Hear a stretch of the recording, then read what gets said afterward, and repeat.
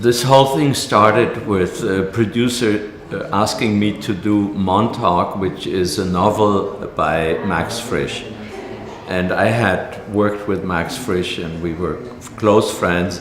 So I said, you cannot do that because this novel is completely autobiographical. It's not a novel, it's a diary. But I can use the same frame to tell my own story.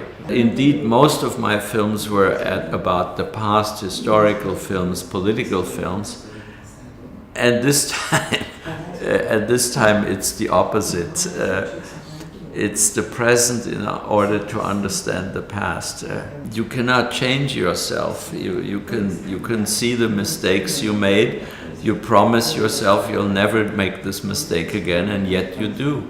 Men think they can always recommence and start again and start all over again, and with a younger one and another one.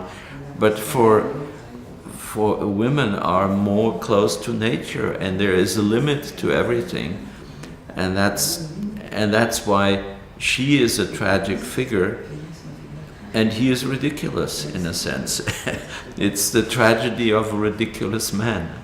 It's not just a man, it's a writer, or let's say it's an artist, could be a filmmaker or a painter. He's confusing the two and he thinks he can rewrite life and replace one life with another version of life.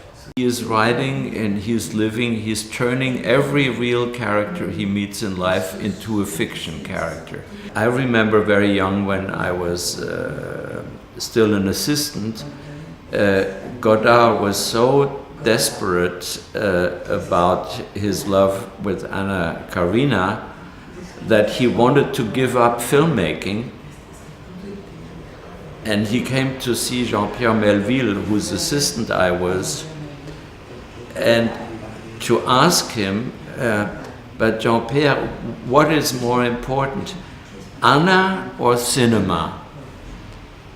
And Melville turned to me and said, if he can even ask such a question, he is lost.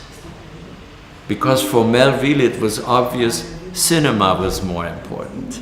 We only do what we can do. It is my conviction that whatever we do is what we wanted to do, and there is no such thing as, well, I did this, but truly I wanted to do something else. That is a fiction.